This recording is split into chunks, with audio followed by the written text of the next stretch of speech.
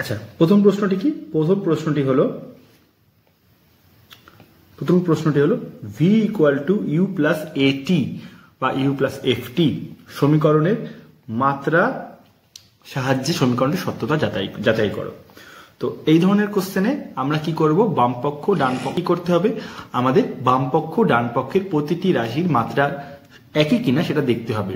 যদি বামপক্ষের প্রতিটি রাশির মাত্রা ইকুয়াল টু ডান পক্ষের প্রতিটি রাশির মাত্রা হয় তাহলে বলতে হবে সমীকরণটি কি সত্য, মাত্রাগতভাবে সত্য। আচ্ছা, প্রথমে দেখি আমরা কিসের মাত্রা বার করব, ভি এর মাত্রা। ভি কি? বেগের মাত্রা। আচ্ছা, ভি এর মাত্রা লিখবো না আমরা এটা, আমরা লিখবো কি, আমরা লিখব ভি এর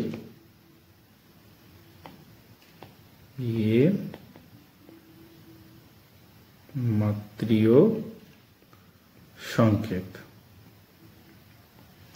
ইকুয়াল টু কি লিখবো, বেগের মাত্রীয় সংকেত, তাই তো?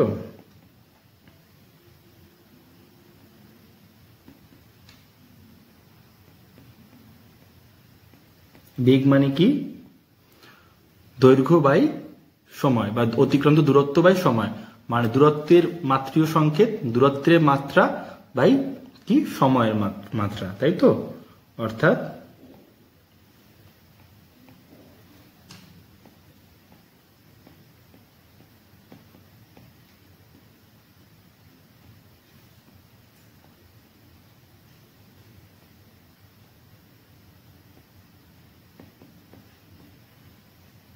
একটাতে আমি লিখে করছি, বাকিগুলো তো লিখবো না।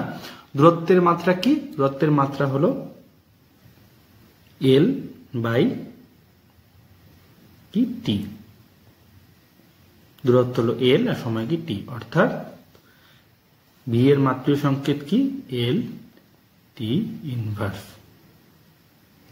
আচ্ছা, ইউ এর মাত্রা কি?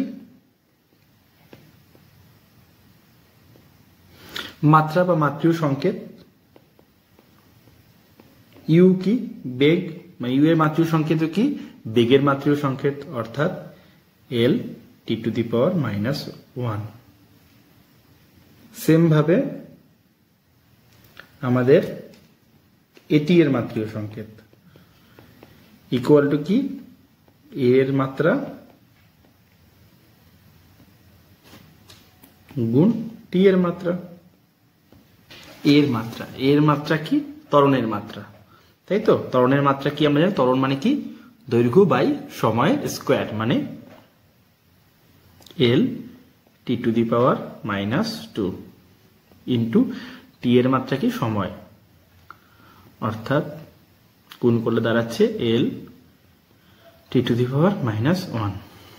তাহলে দেখো এক্ষেত্রে এই যে সমীকরণটা হলো, এই সমীকরণটার বাম পক্ষে কে ছিল? ভি ছিল, তার মাত্রা কি ছিল? এল টি টু দি পাওয়ার -1। ডান পক্ষের প্রতিটি রাশি কি কি? ইউ এর ইউ আর আরেকটা রাশি কি এটি।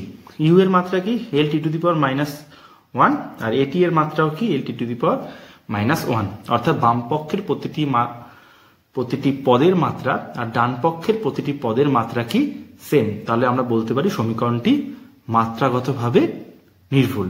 ঠিক আছে।